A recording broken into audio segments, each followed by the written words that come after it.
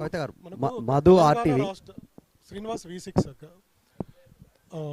మీరు 25వ తారీఖు పార్టీ ప్రకటించినప్పుడు ఒక పేరు వచ్చింది తెలంగాణ రాష్ట్ర సేన అని. సో ఈ మధ్య 2 రోజుల క్రితమేమో తెలంగాణ రక్షణ సేన అని ఉంది. సో కొంత కన్ఫ్యూజన్ ఉంది, ప్రజలకు ఒక క్లారిటీ ఇవ్వండి, ఎందుకు ఆ పేరు ముందుగా మీరు ప్రకటించాల్సి వచ్చింది? తెలంగాణ రక్షణ సేన అన్నది ఎన్నికల కమిషను మాకు ఇచ్చినటువంటి పేరు. ఆ లాయర్ గారితో మాట్లాడి వారి పర్మిషన్తోనే మేము కండువాలు కానీ పేర్లు కానీ అఫీషియల్గా వాడుకుంటూ ఉన్నాం. అయితే అంతకన్నా ముందు అనేక కుట్రలు జరిగినాయి. మేము అప్లై చేసిన పేర్లు కానీ ఇంకోటి కానీ రానియొద్దు అని అనేక కుట్రలు జరిగినాయి. కాబట్టి చాలా వ్యూహాత్మకంగా మేము అనేకమైన టాక్టిక్స్ పాల్గొంటూ వచ్చినాం, అనేకమైన టాక్టిక్స్ని చేసుకుంటూ వచ్చినాం. అట్లా రావడం ద్వారానే ఫైనల్గా మా అప్లికేషన్, మేము తెలంగాణ ప్రజా జాగృతితో పెట్టుకున్న అప్లికేషన్ ఏదైతుందో అది మంచిగా ముందుకెళ్ళడం జరిగింది. లేకపోతే అక్కడ కూడా అనేకమైన కుట్రలు జరిగినాయని తెలిసింది కాబట్టి లాంచ్ రోజు ఆ టైం ముహూర్తం సెంటిమెంట్ కాబట్టి నేను ఆ టైంకి అనౌన్స్ చేసిన పేరు మాత్రం వ్యూహాత్మకంగానే రకరకాలుగా చెప్తూ వచ్చినాం. బట్ అల్టిమేట్గా ఎన్నికల సంఘం నుండి మాకు వచ్చిన పేరు తెలంగాణ రక్షణ సేన. అంటే టీఆర్ఎస్ అనేది నిజంగా నాకే రాసి పెట్టున్నట్టుంది బ్రదర్. అది నేను థర్డ్ చాయిస్ పెట్టిన, ఫస్ట్ చాయిస్ పెట్టలేదు, సెకండ్ చాయిస్ పెట్టలేదు. 5 పేర్లు అడితే అందులో టీఆర్ఎస్ అనే పేరు వాళ్ళు వెతికి మరీ రక్షణ సేన ఇచ్చిండ్రు. కాబట్టి ఐఎమ్ హ్యాపీ, దేవుడు దయ ఉంది, దైవ నిర్ణయంగా నేను భావిస్తూ ఉన్నా. కాబట్టి తెలంగాణ రక్షణ సేన పేరుతోనే ప్రజల మధ్యలోకి వెళ్తాం, వారి ప్రేమను పొందగలుగుతామని కూడా నేను భావిస్తాను. కవిత గారు మధు అండి, ఇక్కడ మరి మధు ఆర్టీవీ నుంచి మీరు పార్టీ అనౌన్స్మెంట్ చేసినప్పటి నుంచి కొంత విమర్శలు బయట నుంచి అన్ని పార్టీల నుంచి చేస్తూ ఉన్నారు. డైరెక్ట్గా రాష్ట్ర ముఖ్యమంత్రి రేవంత్ రెడ్డి స్టేట్మెంట్ చేసిరు, ఉన్న పార్టీకే దిక్కు లేదు, కొత్త పార్టీ వచ్చి ఏం చేస్తుంది, వాళ్ళ ఇంటి పంచాయతీ మాకు రుద్దొద్దు అనేటువంటి స్టేట్మెంటు. ధర్మపురి అరవింద్ ఏమో మొన్నటిదాకా పిట్టల ద్వారా, ఇప్పుడు పిట్టల ద్వారా సానని కోమటిరెడ్డి బ్రదర్స్ ఒక పెద్ద జోక్, కవిత పార్టీ పెట్టడం, 6 ఏళ్ళు నేను ఎమ్మెల్యే అయితే నేనే కాలేదు ముఖ్యమంత్రి, ఆమె ఎట్లయితుంది, తండ్రికి విలువనివని ఆమె తల్లి ఎట్లయితుంది అనేటువంటి స్టేట్మెంట్ చేశారు కోమటిరెడ్డి బ్రదర్స్. ముగ్గురు తిట్టమంటావా అని ఒకటేసారి అంటే ఇప్పుడు పాయింట్ ఏంటంటే భారతీయ జనతా పార్టీకి వాస్తవానికి తెలంగాణలో స్పేస్ లేదండి. వాళ్ళు సామాజిక న్యాయానికి బద్ధ వ్యతిరేకులు, బద్ధ విరోధులు. 12 ఏళ్ళు వాళ్ళ ప్రభుత్వంలో ₹1 తీసుకురాలి తెలంగాణకు.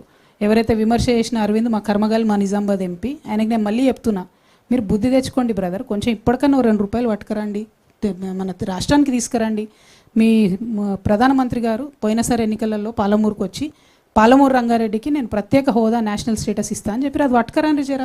ఇప్పుడు 10వ తారీఖు మోడీ గారు వస్తున్నట్టున్నారు కదా, మరి తీసుకొని వస్తారా పాలమూరు రంగారెడ్డి, లేకపోతే 2-3 లక్షల కోట్లు మూట తీసుకొని వస్తారా? అట్లా తీసుకురండి. నన్ను తిడితే ఏమొస్తుంది బీజేపీ వాళ్ళకు చెప్పు. నేను చేసేది నా పని నేను చేసుకుంటూనే పోతా, తెలంగాణ ప్రజల దగ్గర నేను పోతా, ప్రజలు ఏది చేస్తే అది అల్టిమేట్గా అవుతుంది. ఇక కాంగ్రెస్ పార్టీలో వాళ్ళు జోక్ అనుకున్నా ఏమనుకున్నా ఇట్లా మస్తు అనుకుంటారు. ఒక ప్రయత్నం మొదలుపెట్టినప్పుడు చాలామంది డెమోక్రటిక్ సిస్టంలో కాన్స్టిట్యూషన్ని గౌరవించే వాళ్ళు చిన్న పార్టీ పెద్ద పార్టీ అని కాదు, పార్టీ ఉండడమే పవర్, ఒక పొలిటికల్ పార్టీగా ఉండడమే పవర్. అది పవర్లోకి వస్తుందా రాదా, ప్రతిపక్షంగా ఉంటుందా సెకండరీ.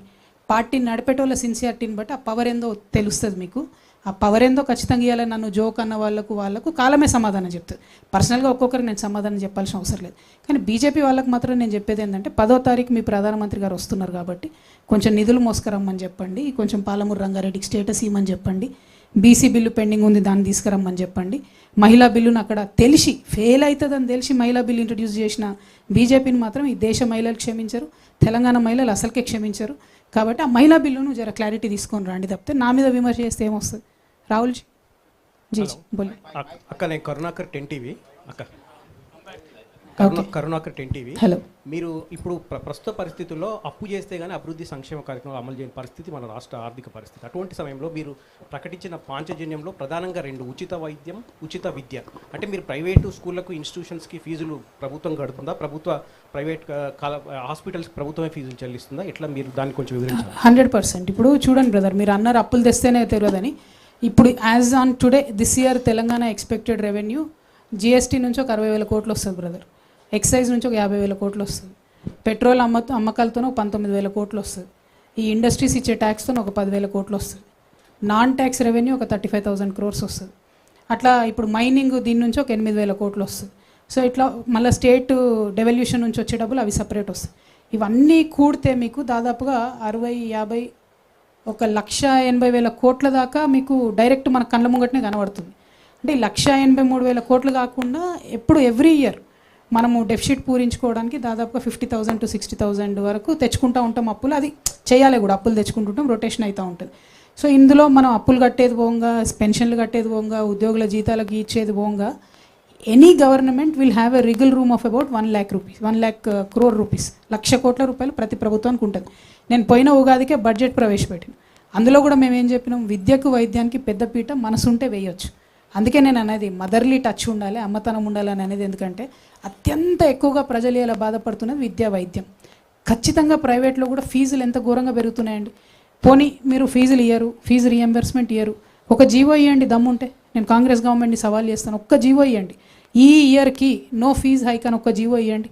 ఇక్కడ మీరు కూర్చున్న జర్నలిస్టులు కూడా కడుతున్నారు కదా ఫీజులు, 25%, 30%, 40% పెంచినటువంటి స్కూళ్ళు కూడా ఉన్నాయి. ఒక్క జీవో ఇవ్వండి, అది మీరు చెప్పిన మాటనే కదా, ఫీజు నియంత్రణ చేస్తామని మీరే చెప్పిన మాట కదా. సో ఖచ్చితంగా గవర్నమెంట్లో ఉండే రిగిల్ రూమ్కి నా ప్రాధాన్యత అంశాలు, నా ప్రజలకు కావాల్సిన ప్రాధాన్యత అంశాలు విద్యా వైద్యం. దానికి అవుట్ రైట్గా 30 వేల కోట్లు పెట్టినా కూడా, 60,000 కోట్లు పోయినా కూడా, యూత్కి ఇచ్చే లోన్లు ఒక 10,000 కోట్లు పోయినా కూడా, వ్యవసాయానికి ఇచ్చేటటువంటిది ఇంకో 10-15,000 కోట్లు పోయినా కూడా, ఇంకో 10,000 కోట్లు కూడా అదనంగా ఉంటాయి. అంటే 1,00,000 కోట్లు నువ్వు ప్రజల కోసం పెట్టాలని అనుకుంటే ఆ బడ్జెట్ అదనంగా ఉంటుంది. నేను లెక్కలు మీకు మీదనే చెప్పిన కదా, ఇంకా డీటెయిల్గా కూర్చొని చేస్తే చాలా అవకాశాలు ఉన్నాయి. కానీ ప్రభుత్వాలకు చేసే చిత్తశుద్ధి లేదు, ఆలోచన లేదు. ఖచ్చితంగా మేము వచ్చినాక విద్యా వైద్యానికి అత్యధిక ప్రాధాన్యత ఇస్తాం, కంప్లీట్ ఫ్రీ ఇస్తాం. మీరు ప్రైవేట్ స్కూల్లో చదువుకుని, ఎందుకంటే వాళ్ళు మా రిసోర్సెస్ కదా, చదువుకొని రేపు పొద్దున వాళ్ళు మనకే సంపాదించి పెడతారు కదా, అంతే స్టేట్కే ఇన్కమ్ వస్తుంది. కాబట్టి ఖచ్చితంగా దాన్ని ప్రాధాన్యత అంశంగా టేకప్ చేస్తాం. Thank you. Hello ma'am, Krishnaveni from TV5. First of all, congratulations ఇంకా all the best. Thank you.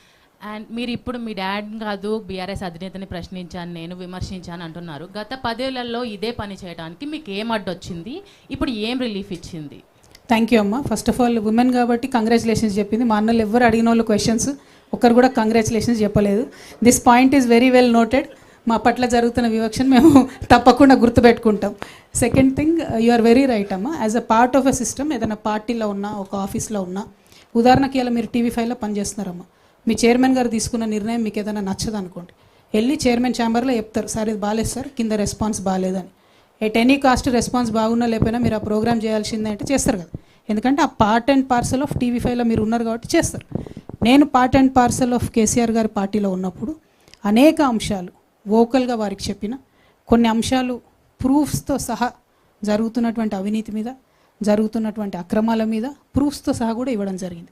చర్యలు తీసుకోలేదు, వారి నిర్ణయం అది, నాకు వారంత జ్ఞానం లేదు.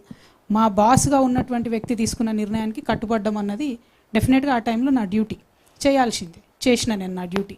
అందుకోసం నేను తెలంగాణ ప్రజలకు క్షమాపణ కూడా చెప్పాను. నేను ఇంకొంచెం గట్టిగా ప్రయత్నించి ఉండాల్సింది, ఇంకొంచెం గట్టిగా నా వాయిస్ రేజ్ చేసి ఉద్యమకారుల పట్ల పనిచేయాల్సింది, ఇంకొంచెం గట్టిగా నా వాయిస్ రేజ్ చేసి అమరవీరుల కోసం పనిచేయాల్సిందని ఓపెన్గా నేను అమరవీరుల స్తూపం దగ్గర క్షమాపణ చెప్పిన. ఇవాళ కూడా నేను చెప్తున్నా, నేను చెప్పే ఈ పాంచజన్యం కావచ్చు, నేను చెప్పేటటువంటి ఉద్యమకారులది, అమరవీరులది, భూ నిర్వాసితుల పట్ల నేను కమిట్మెంట్తో లేకపోతే, నేను చెప్పే ఈ వల్నరబుల్ సెక్షన్స్ దగ్గర కమిట్మెంట్తో లేకపోతే, పక్కకే అసెంబ్లీ ఉంది, అసెంబ్లీ ముంగట్నే అమరవీరుల స్తూపం ఉంది, అదే స్తంభానికి నన్ను గట్టేసి రాళ్లతో కొట్టమని తెలంగాణ ప్రజలందరూ నేను విజ్ఞప్తి చేస్తూ ఉన్నాను. ఎందుకోసం అంటా ఉన్నా అంటే, నేను ఒక కమిట్మెంట్తో వచ్చిన వ్యక్తిని. ఆనాడు ప్రశ్నించలేదు కాబట్టి ఈనాడు ప్రశ్నించొద్దు అని అంటే అట్లా కుదరదు. First of all, the strongest weapon in this world is not a gun, it is the ability to question. If you don't have that courage to question, there is nothing you can do. ప్రశ్నతోనే ప్రతిదీ ప్రారంభమవుతుంది. ఇవాళ నేను ప్రశ్నిస్తున్నా, ఖచ్చితంగా ఒక మార్పు వస్తుంది. వెళ్ళే డైరెక్షన్లో 100 మంది 100 అంటారు, 100%, బట్ నన్నిటినీ I have to take it in good taste, but then I will keep forging ahead. Thank you. Rahul garu. Madam, KCR TRS launch చేసినప్పుడు ఇది ఫక్తు రాజకీయ పార్టీ కాదు అని అన్నాడు. తర్వాత he said yes we're a political party. No, మీరు జాగృతి స్టార్ట్ చేసినప్పుడు it started off as a cultural organisation. ఇప్పుడు మీరు it has escalated into a political party. No, this shows your party falls in a clear pattern within the family to develop two centers of power right in the bud. How do you react to this? Well, you are very wrong. I am sorry to say that, because I was suspended from BRS party without even being asked for an explanation. For any political party that is run under the Constitution of India, it is my democratic right to be at least given a show cause notice asking for whatever I have done or whatever I have commented or whatever reasons. See, there are other people right now, like Mr. XMLA, Mr. Rohit Reddy. He's in various cases. He's only been given a show cause notice. అంటే ఒక రాజ్యాంగబద్ధంగా నడిచేటటువంటి పార్టీలో ఎవరన్నా తప్పు చేసినారు అనుకుంటే suspend డైరెక్ట్గా చేయడం అన్నది కరెక్ట్ కాదు. పొలిటికల్ నోటీస్ ఇవ్వాల్సింది. ఇవాళ ఎక్స్ఎమ్మెల్యే రోహిత్ రెడ్డి గారి మీద రకరకాల ఆరోపణలు వస్తున్నాయి. ఆయనకు షోకాజ్ నోటీస్ ఇచ్చిర్రు. మరి నేను